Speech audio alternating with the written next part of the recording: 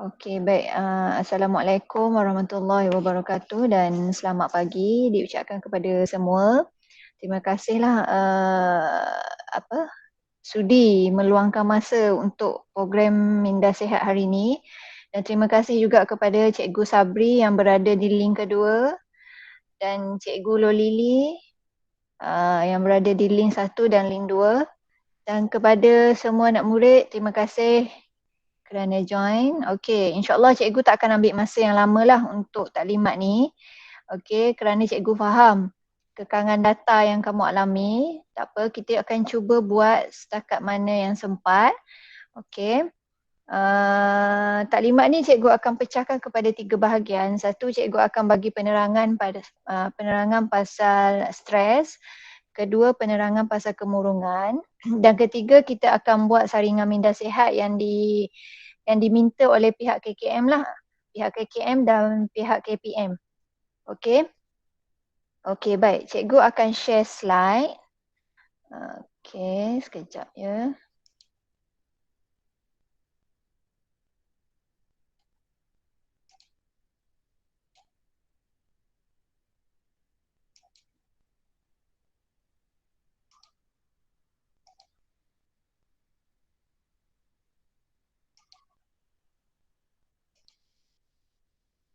Okey, boleh nampak tak slide? Boleh tolong respon? Jangan Boleh. ngechat. Cikgu tak Nampak boleh. cikgu. Boleh Nampak? cikgu. Okey, baik. Okey, hari ni cikgu akan buat taklimat sedikit mengenai taklimat minda sihat norma baru. Okey, apa perasaan kamu hari ni? Gembira, sedih, marah, tertekan? Atau apa-apa perasaan? Boleh respon?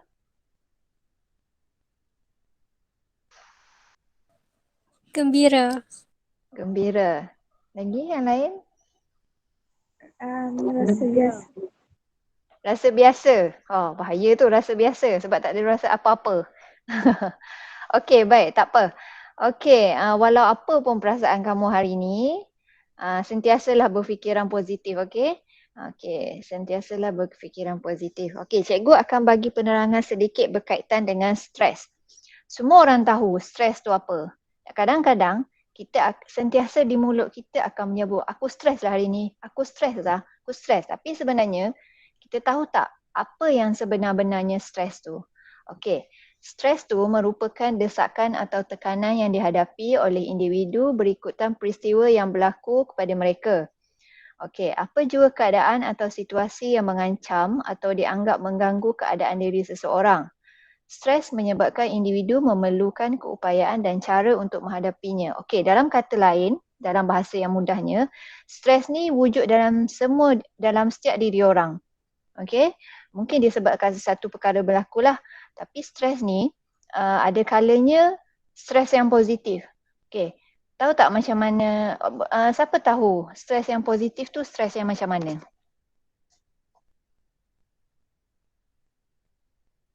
Boleh respon? Cikgu memang suka tanya sikit. Stres yang positif tu stres yang macam mana?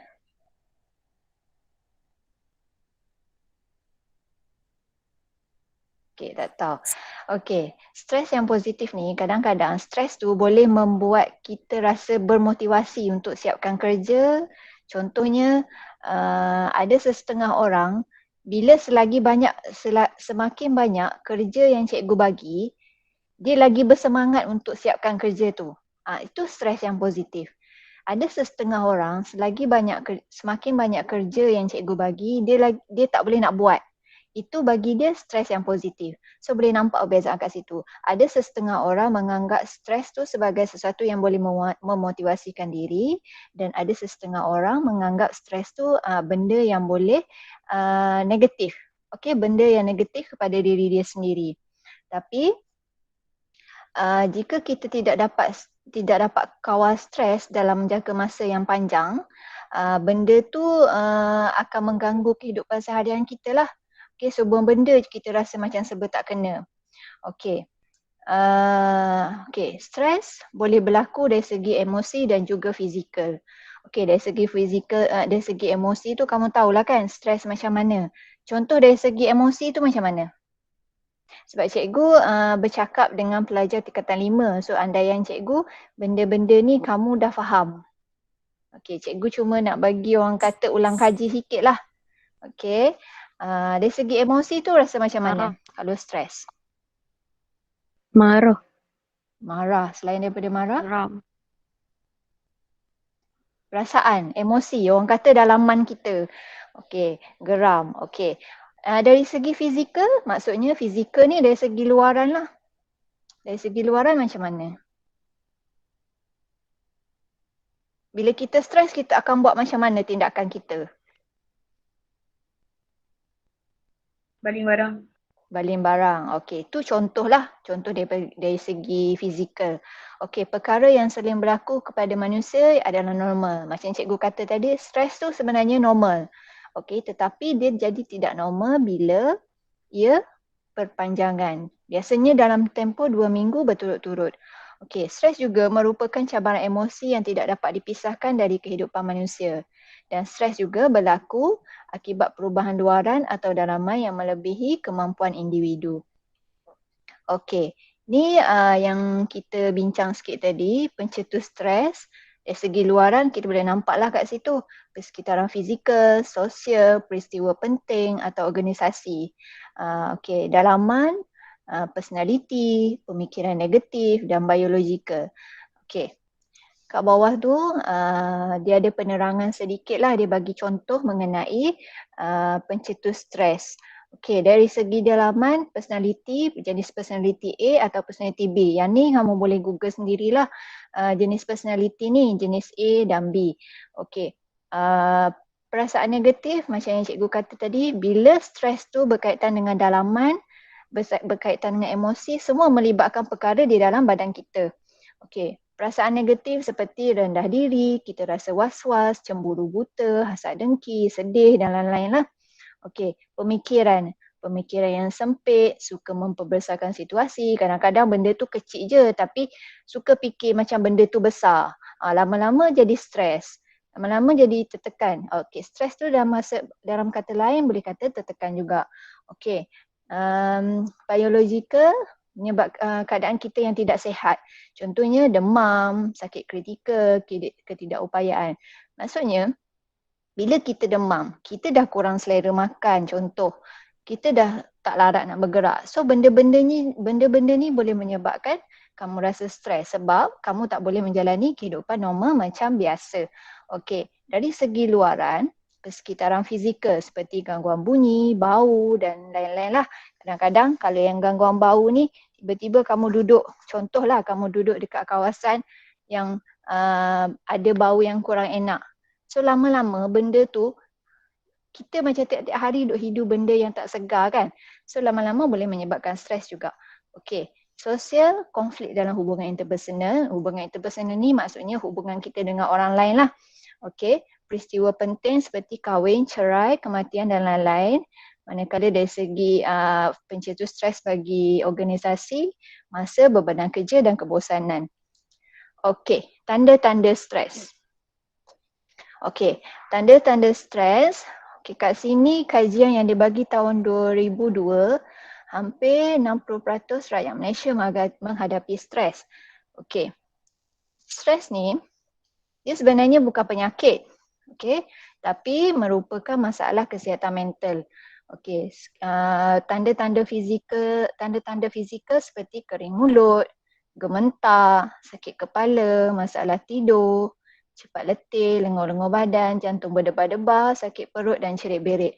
Manakala dari segi psikologi pula, tanda-tanda stres ni kita boleh tengok dari segi kita rasa gelisah, cepat marah, lemah semangat, bimbang, kurang daya tumpuan, kurang fokus, mudah lupa, sikit-sikit lupa sebab banyak benda yang kita fikir, takut gagal, rasa rendah diri, resah, bosan. Manakala dari segi tingkah laku, kadang-kadang bila orang stres ni, kalau setengah orang dia akan merokok secara berlebihan. Okey, sekejap-sekejap merokok. Okey, penyalahgunaan alkohol dan dadah, masalah tabiat makan. Okey, masalah tabiat makan ni dia ada dua. Sama ada bila dia sama ada bila orang tu stres, dia akan makan berlebihan ataupun dia tak makan langsung. Okay. Tapi kebanyakan yang kita jumpa bila stres dia makan banyak lah. Lepas tu salahkan stres bila dia makan banyak. Lepas tu bila badan dia naik, dia akan salahkan stres. Okay. Dan seterusnya tingkah laku agresif seperti bully dan vandalism.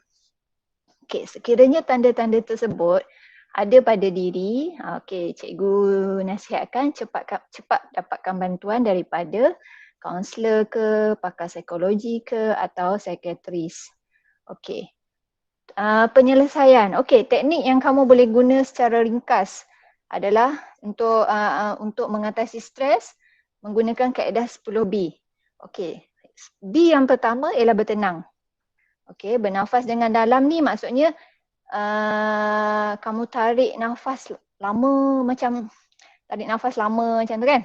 Okey, bernafas dengan dalam. Ketiga, berkata relax lah. Keempat, beribadat. Kelima, bercakap dengan seseorang. Keenam, berurut. Okey, ketujuh, berehat dan mendengar muzik. Kelapan, beriadah. Kesembilan, bersenam. Dan kesepuluh, berfikiran positif. Okey.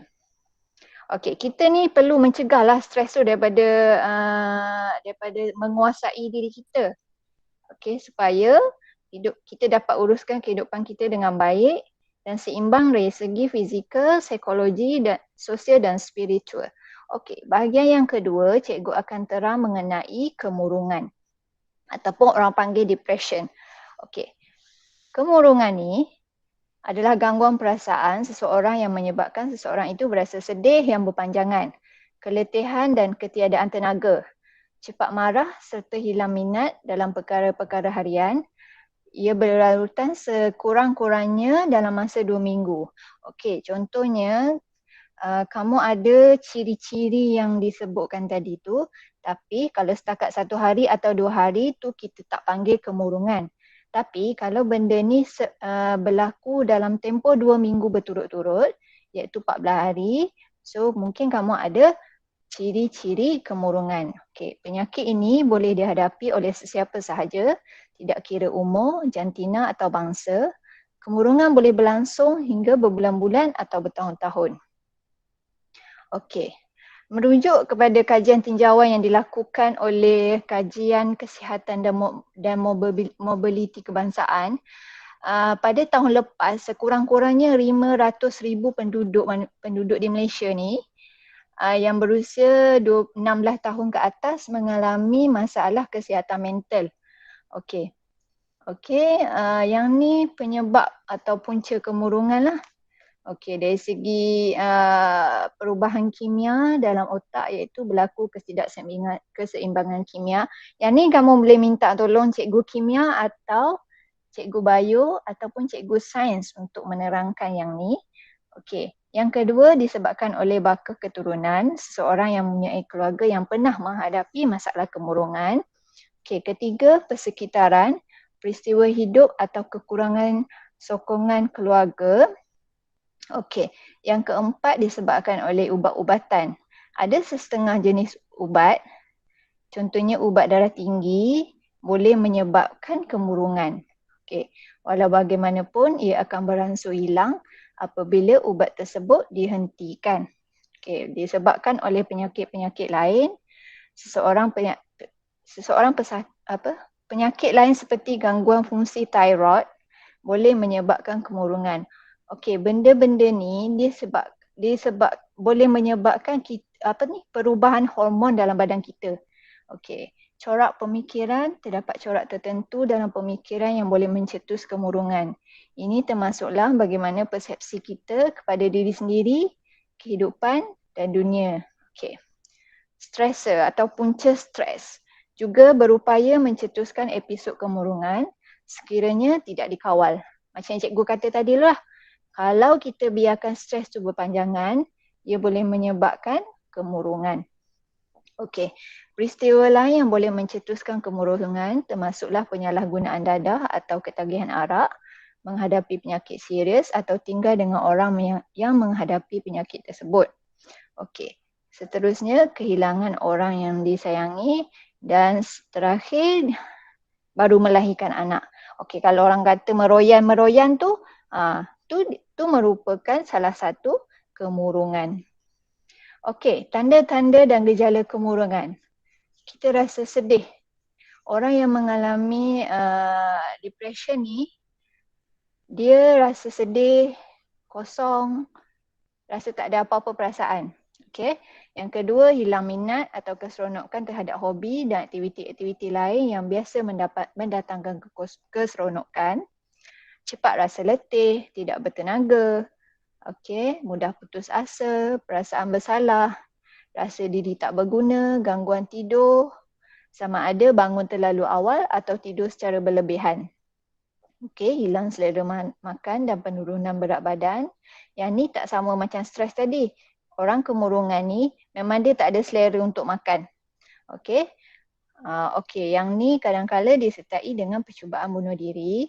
Okey, rasa tidak tenteram dan mudah marah, kurang daya tumpuan dan ingatan, sukar membuat keputusan, simptom fisiologi seperti sakit kepala, sakit-sakit badan dan gangguan penghadaman.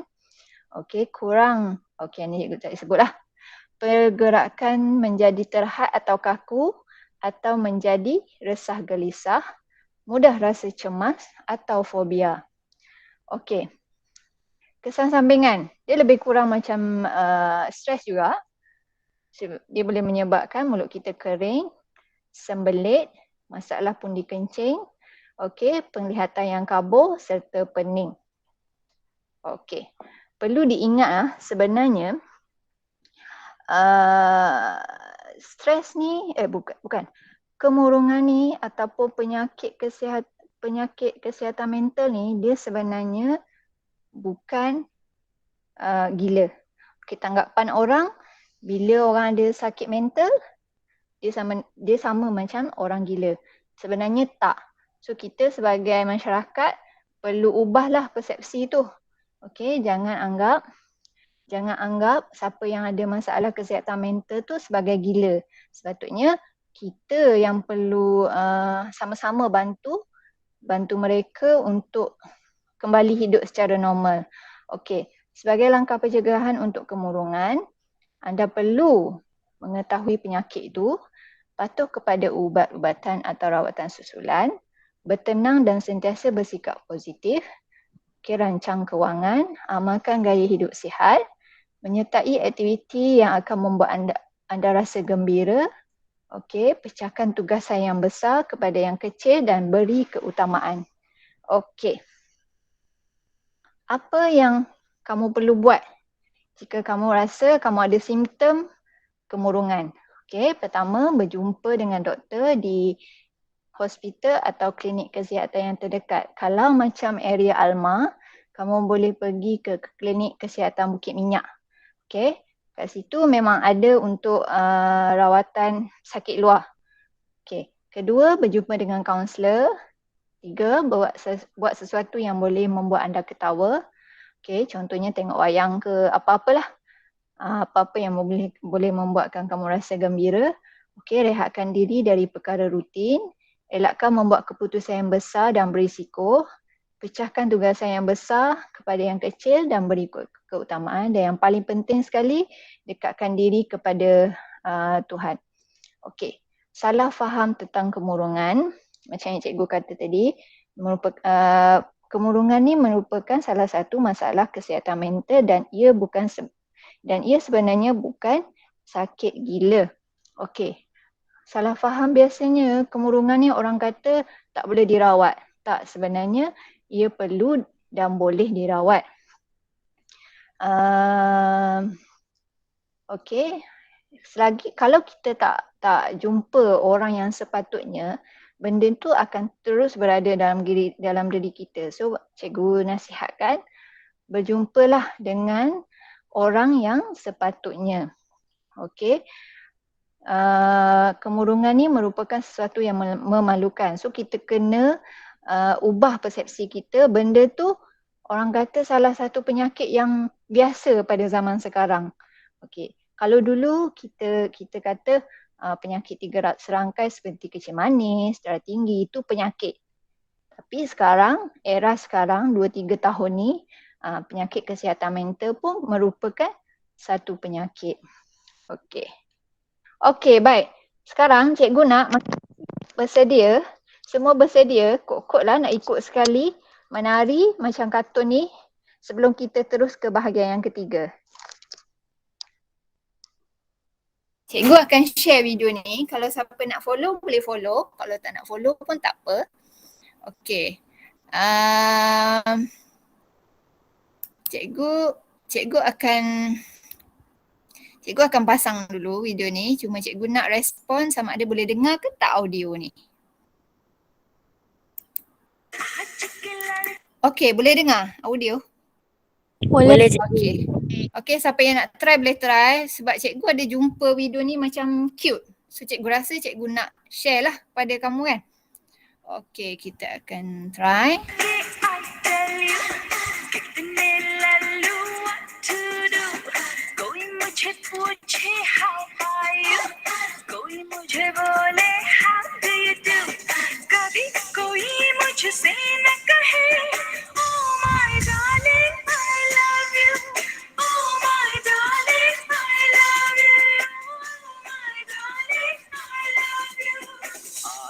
लड़की I tell you नखरे वाली सुन ले तू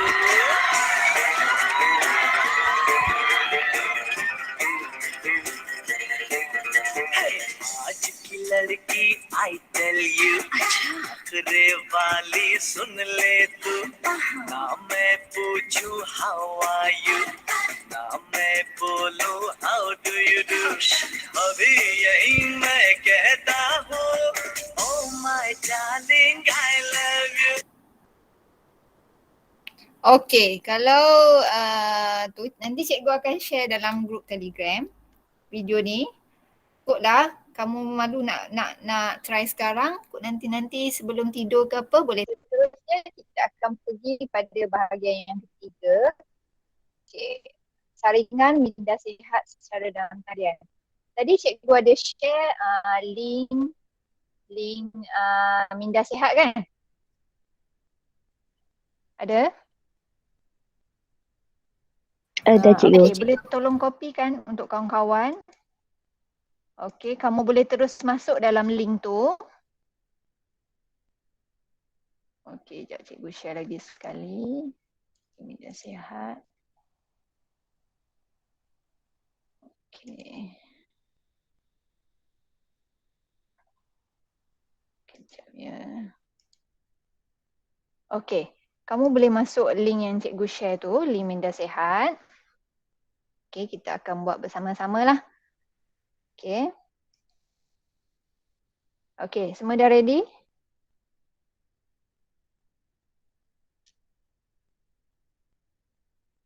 Okey, cikgu akan bagi penerangan sikit. Kamu akan menjawab 3 instrumen dalam link minda sihat tu. Yang ni bukan cikgu sahaja nak buat, yang ni adalah arahan daripada Kementerian Pelajaran Pendidikan Malaysia. Maksudnya semua murid yang berdaftar di Malaysia ni, di bawah Kementerian Pendidikan Malaysia, perlu menjawab ujian saringan ni. Okey, 3 saringan yang akan kamu jawab ialah senarai semak keperluan murid, instrumen PHQ 9 dan instrumen GAT 7. Okey, kalau kamu ingat tahun lepas cikgu ada edarkan soal selidik ni. Okey, so tahun ni kita akan buat secara dalam talian lah sebab kekangan yang kita hadapi sekarang ni. Okey, sekarang cikgu nak kamu masukkan kod sekolah. Okey, kod sekolah PEA 0008.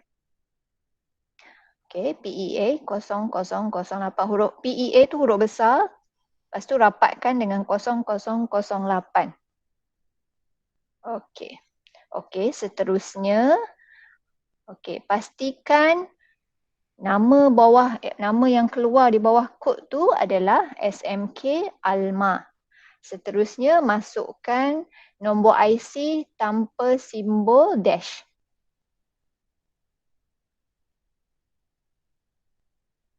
Okey, tanpa simbol dash. Masukkan nombor IC. Okey, klik masuk. Okey, yang ni dia akan ada beberapa soalan keselamatan lah kamu boleh isi. Kalau rasa tak yakin boleh tukar soalan. Dia ada soalan tarikh lahir ataupun tingkatan ataupun nama kelas. So kamu boleh pilih lah, kalau rasa tak ingat tarikh lahir tu boleh tukar nama kelas. Takkan tarikh lahir sendiri tak ingat kan? Okey. Okey, seterusnya. Ya. Kod PEA, kejap cikgu tulis. PEA 0008.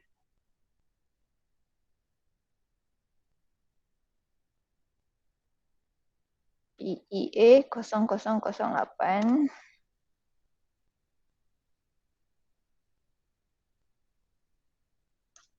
Okey. Okey, lepas tu soalan keselamatan.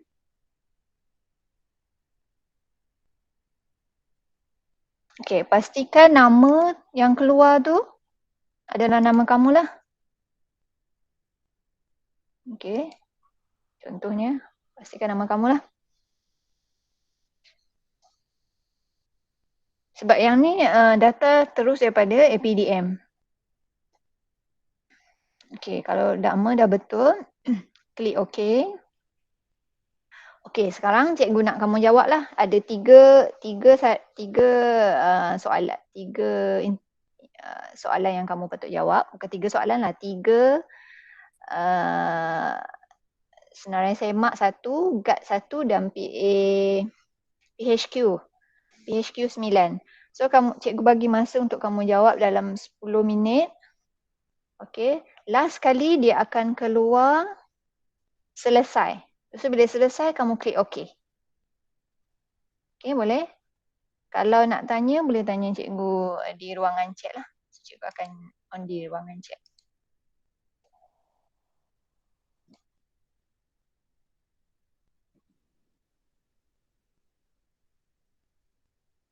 So bagi yang cikgu bagi masa 10 minit lah untuk kamu jawab.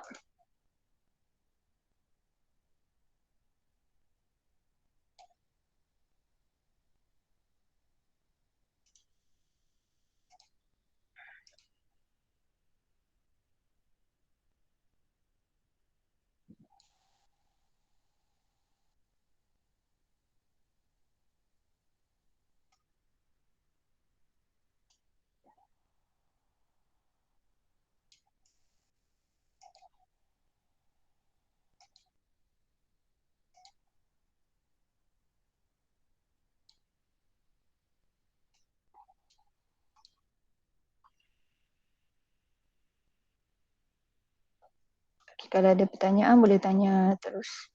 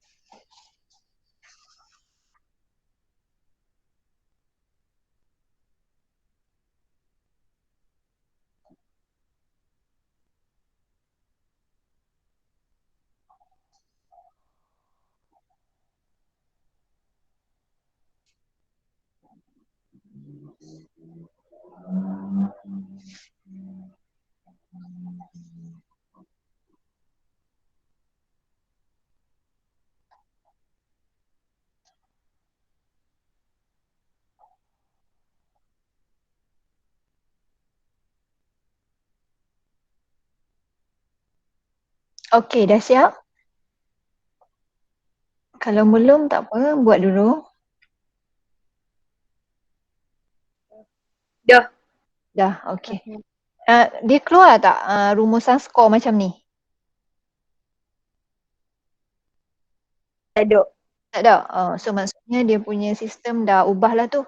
Sebab yang ni cikgu dapat taklimat hari tu, dia bagi keputusan skor macam ni. Okey, tak apa. Okey, baik. Okey, selepas selesai kamu jawab semua tu, dia keluar okey je kan? Dia keluar untuk klik okey. Lepas tu paparan skor tak ada. Betul? Betul. Betul cikgu. Okey. Okey, baik. Okey, kita dah sampai penghujung dah ni. Okey. Yang ni, markah yang kamu buat ni, dia direct terus ke dalam sistem. So maksudnya cikgu pun boleh semak, tapi cikgu tak boleh ubah apa-apa markah lah. Sebab itu menggunakan nombor IC kamu. Cikgu cuma akan dapat skor yang kamu jawab je nanti. Okey. Okey, sekiranya ada yang salah isi jawapan dalam sistem tu, boleh PM cikgu, cikgu akan reset balik. Cikgu akan reset balik, kamu boleh isi balik lah daripada awal untuk tiga-tiga saringan tadi. Okey.